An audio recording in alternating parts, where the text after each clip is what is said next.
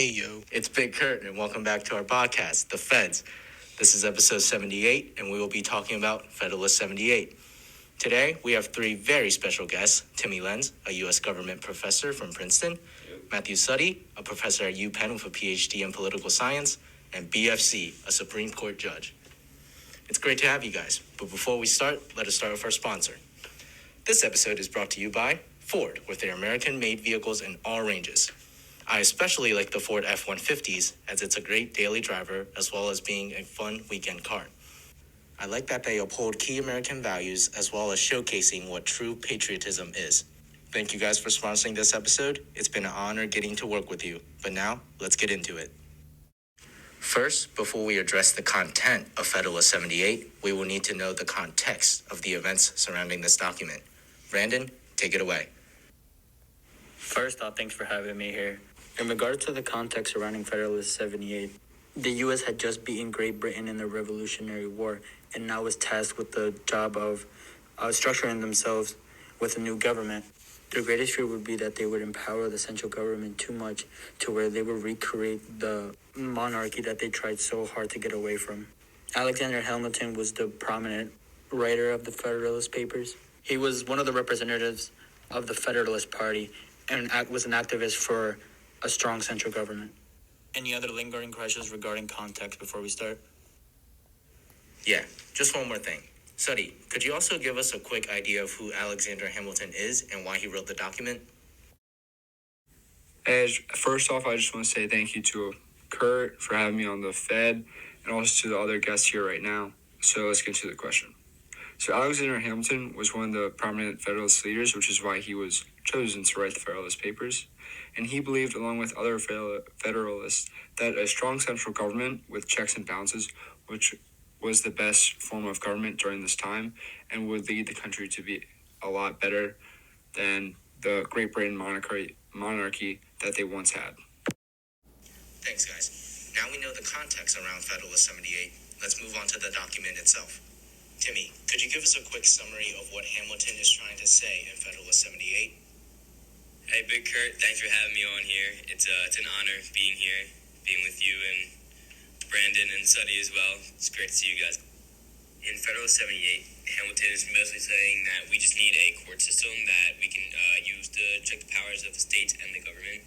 He also talks about the structure of how this new governmental branch will work and how it's going to function. He says that the judiciary branch is going to be composed of 9 judges that will stay on the judges panel until they eventually pass away, and that this judicial branch will be able to have the power of an absolute veto. This will be one of the many ways that the judiciary branch is going to be able to check the executive and legislative branches, and it can be an effort to uphold the power of the people as well in this new country that's just been formed.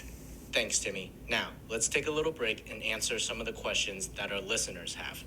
Our first question comes from Soccer Mom 246. She asks, in such a polarized climate, how can this branch be separated from political influence? Thank you for that question. I think I'm more than capable of answering this one. One way that this branch stays away from political influence is by having the judges stay on the court for life, meaning that they don't have to please a political figure or anyone that would help for them to get reelected, so they can stay grounded in their opinion and they don't have to change. Thanks, Timmy. Our next question comes from History Buff 123. What powers should this branch be able to get to overcome its weakness? I'll take this one.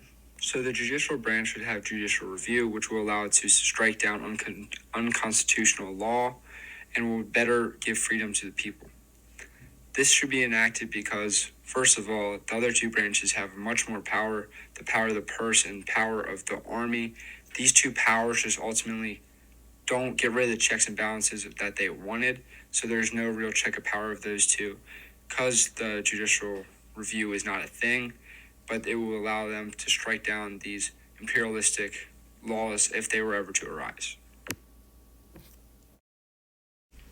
Thanks, Suddy. Our next question comes from History. How can the separation of powers secure liberty? I'll take this one. I'll let you take this one, Brandon. Thanks, Timmy. The separations of power secure liberty, as it guarantees that not one single branch will have an abundance of power, and creates a check and balance system that holds each branch accountable as the other branches would hold each other in check. All right, thanks, Brandon. I think we have time for one last question. This question comes from Eagles Fan 40. Is judicial review necessary to balance the separation of powers? I guess I can take this last one as well. Judicial review is very necessary to balance the separation of powers because the judicial branch does not have the power of the sword nor the purse, considering it the weakest branch. So this judicial review, which is almost an absolute veto, will help to balance out the power between the three branches. Thanks. That concludes our brain break. Thank you for everyone's input, and remember, you could always submit your questions via bfeds.com. Now, back on track. Since the U.S. runs on a Federalist system, how is this shown in Federalist 78?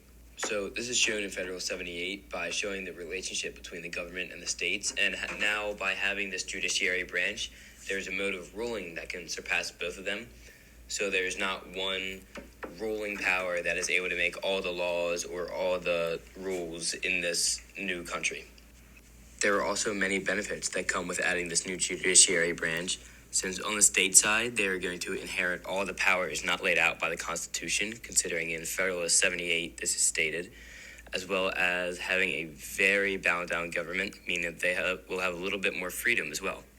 There were also some benefits for the federal government, which are that they were able to find some new laws and statutes unconstitutional, therefore making them invalid and having a little bit of a stronger central government like they wanted. Thanks again, Timmy. Suddy, how do you think this document could be interpreted by different groups? I think that the anti-federalists felt the government should be a lot smaller and weaker so that it could give people more freedoms. This was because they thought that the strict tyranny of the king was wrong and the solution would be to have a looser central government. They would think that Federalist 78 gave too much power to the judicial branch because it gave the courts an absolute veto power against Congress, which was the branch of the people while the courts aren't elected. While the Federalists thought there was a good shake of power if Congress were to be corrupted or if they made unconstitutional law, which would be struck down by the courts, which are elected for life, ensuring the unbiased support for the goodwill of the people. I also think that all future parties would agree with Federalist 78 because it gave a great check of power that followed the Constitution, which was basically what the country was founded upon. The powers in the court would also allow parties to limit each other, and if they had a majority in Congress. Federalist 78 has also seemed to be incorporated as one of the key documents of American government, which allows the full check of power between branches and gives people the freedom from unlawful acts passed by Congress. Thank you, Suddy.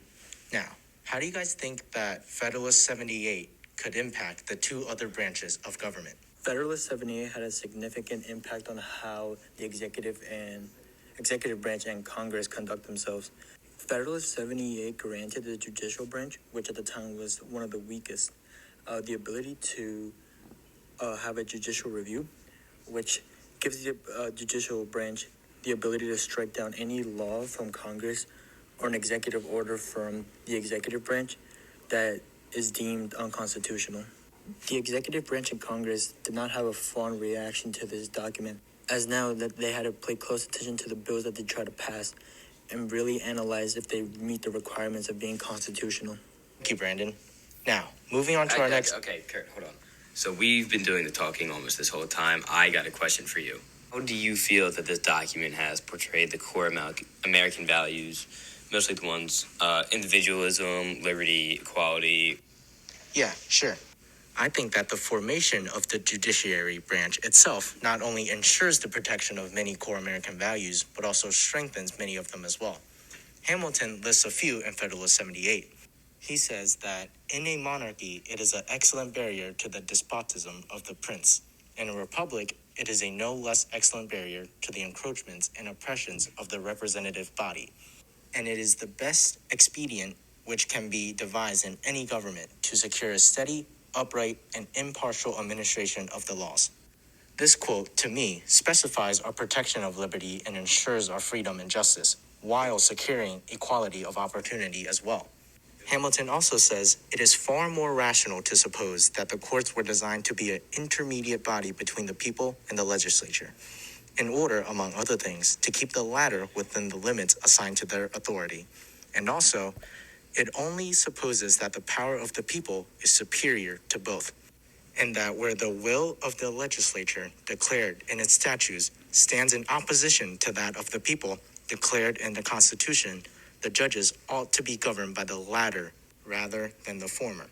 These quotes guarantee that our liberty is protected by this branch. What the courts has done since its formation and what it has ruled on also makes certain our individualism as well as a multitude of other core American values. Kurt, it's great feedback, a lot more than I thought, actually.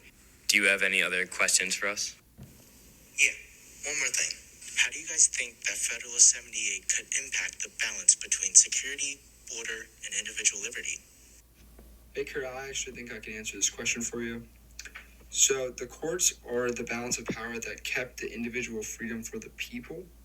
As Hamilton talked about giving the courts more power, he also said to bring more freedom to the people, because this check of power really followed the Constitution, so unconstitutional law should be overturned.